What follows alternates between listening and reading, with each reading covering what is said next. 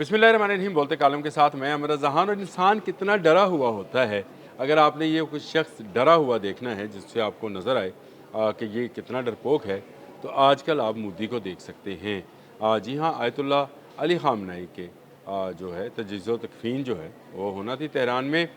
मोदी नहीं गया। मोदी इसलिए नहीं गया, इस पर बहुत सारे तज्ज़ियाकार जो हैं बहुत सारे तबसरे कर रहे हैं। पहली बात तो ये है, मदरलैंड फादरलैंड वाला जो जुमला है उसको दोहराया जा रहा है कि इज़राइल का साथी ईरान कैसे जा सकता है। बात तो बिल्कुल ठीक है, ये इज़राइल का साथी है, ईरान किस मुँह से जाएगा।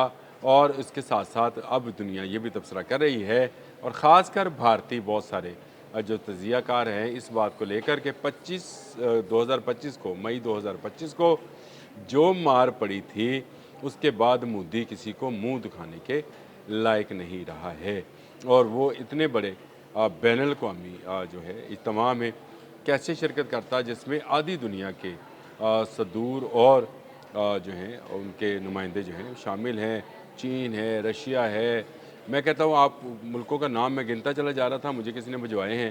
तो इतने ममालिक हैं, और सबसे बड़ा जो वफ़द है वहाँ पर वो पाकिस्तान का था, जिससे मार पड़ी थी मोदी को। और पाकिस्तान के वज़ीर-ए-आज़म, पाकिस्तान के फ़ील्ड मार्शल, पाकिस्तान के वज़ीर दाखिला, पाकिस्तान के वज़ीर ख़ारजा, पाकिस्तान में सेनेट के चेयरमैन, कौमी असम्बली के स्पीकर, बिलावल भुट्टो ज़रदारी, आप नाम लेते चले जाएँ तो आपको बहुत सारे नाम, बहुत मुख्तलिफ़ सियासी जमातों के रहनुमा भी इन जो तकरीबात हैं जो कि तजदीद तकफ़ीन की हैं उसमें शिरकत के लिए तेहरान गए। तो इनके सामने मोदी की क्या हालत होती, अगर मैं बयान करूँगा तो ये काट दी जाएगी कि क्या चीज़ जो है वो हो सकती थी मोदी के साथ।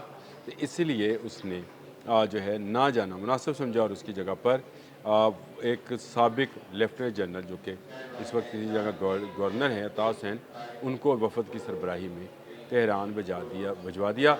मोदी जो हैं वो बहाना कर गए कि मैंने तो बैरून मुल्क जाना था, मेरा पहले से जो है दौरा तयशुदा था।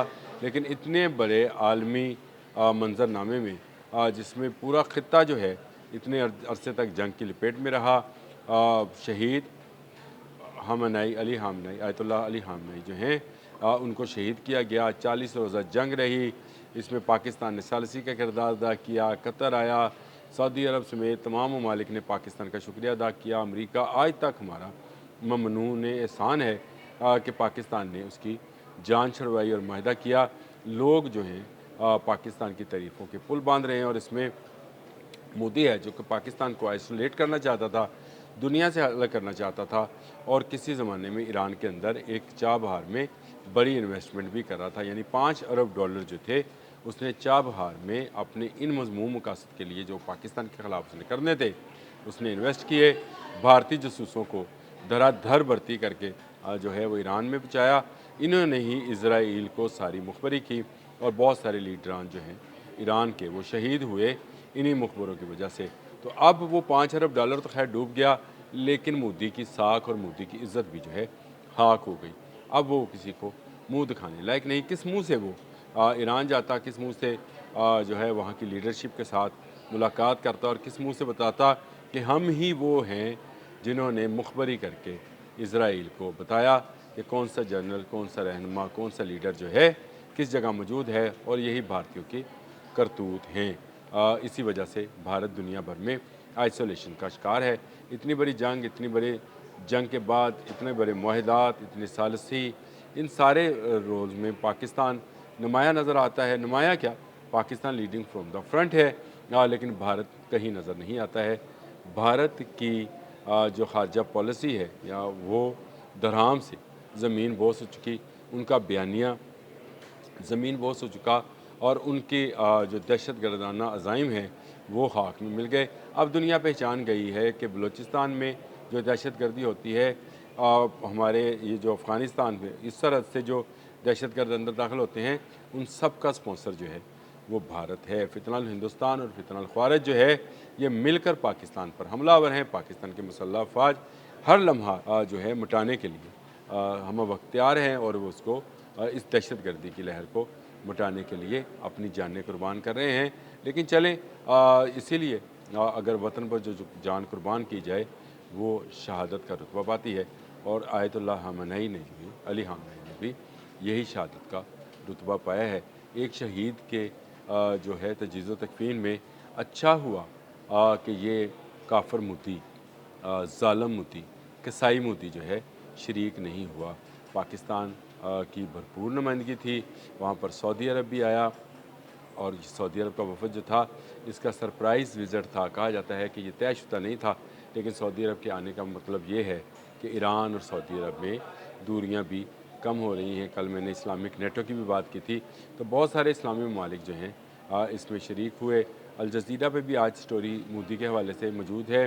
मुख्तलिफ़ चैनल्स और अखबारात जो हैं वो भी इसी हवाले से तजिया और तबसरा कर रहे हैं कि ईरान पर हमले से एक रोज़ कबल मोदी ने अपना दौरा ख़त्म किया था और इसने जाकर वहाँ पर इसको फादरलैंड और मदरलैंड वाला जो जुमला था, फ़नी जुमला, वो इसने दोहराया था।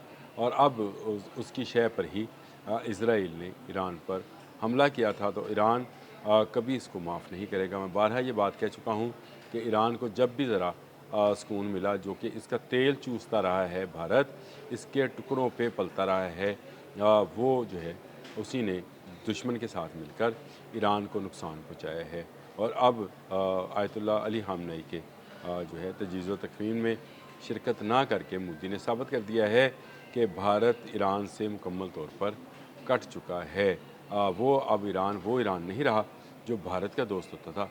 अब का ईरान जो है वो तशक्कुर पाकिस्तान के नारे के साथ जो है उभर रहा है, उस पर अमन हो रहा है, उस पर पाबंदियाँ हट रही हैं, उसके मुंजमद असासे उसको मिल रहे हैं और ईरानी लीडरशिप जो है पहले से ज़्यादा निखर कर सामने आ रही है।